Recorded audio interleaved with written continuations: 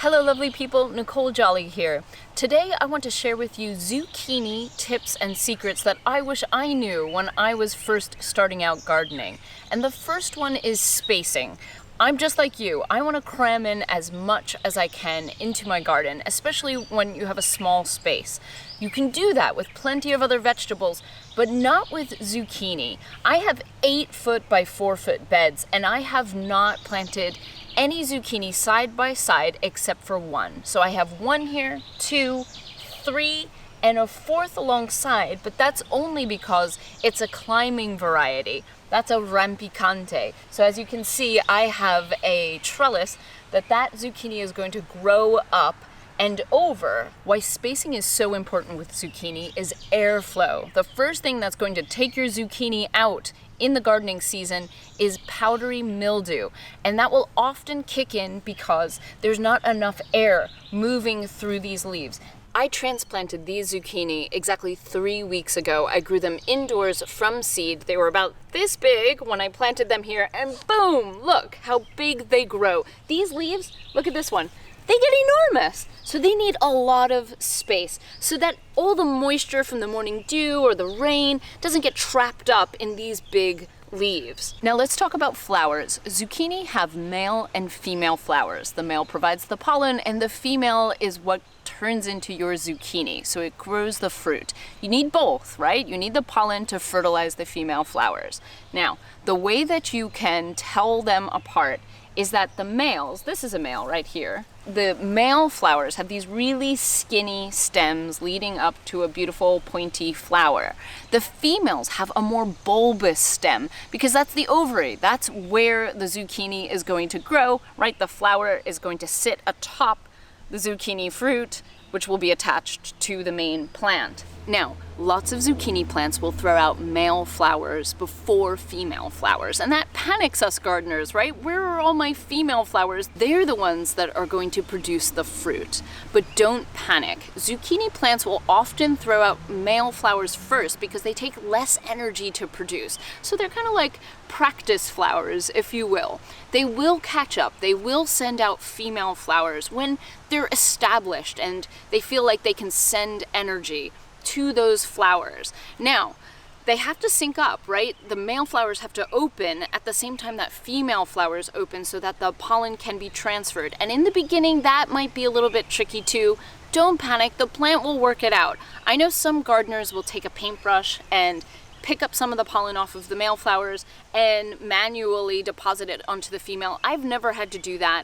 I trust my zucchini. I think they're gonna be okay. And already you can see I've got 2 zucchini growing there. I can see a baby one here. This is early in the season. They're already starting to produce.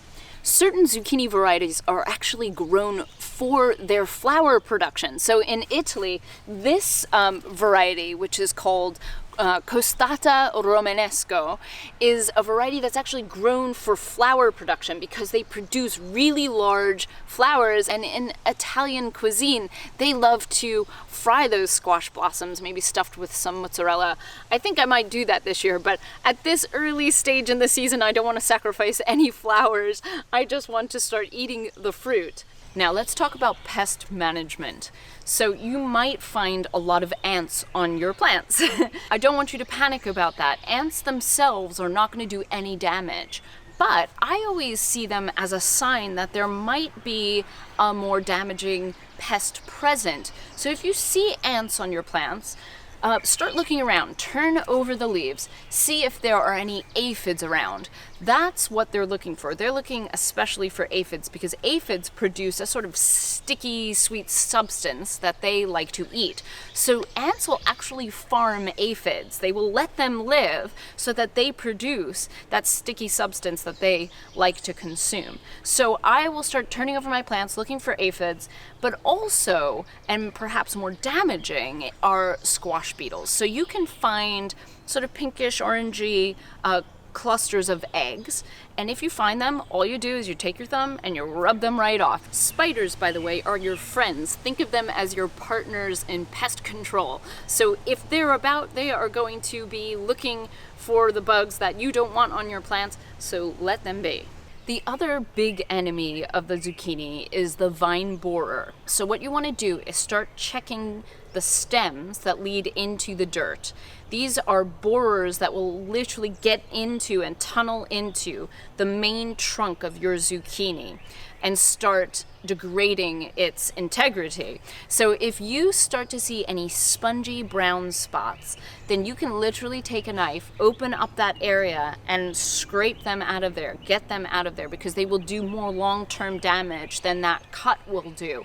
I wish I could show you that now, but luckily for me, I don't have any at the moment, but just keep a beady eye. This early in the season, they won't be a problem, but as the season progresses, they will more than likely show up. There are zucchini varieties that are more resistant to those borers, like my rampicante, the one that is climbing up this trellis. They have stronger, woodier stems that make it harder for those borers to get into. So if I have bad luck and some of these start to peter out, hopefully my rampicante that will be climbing up and producing these long snake-like zucchini will carry on for me. So when you plan your garden, try to research some woodier stemmed varieties that can keep your zucchini producing when some of the others might succumb to those vine borers. Later in the season, I'll meet you back here at the zucchini patch so I can show you how to prune the leaves and keep your plants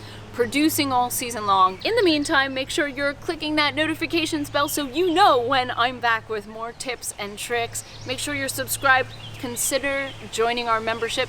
You know the drill. Thanks, guys. Talk to you soon.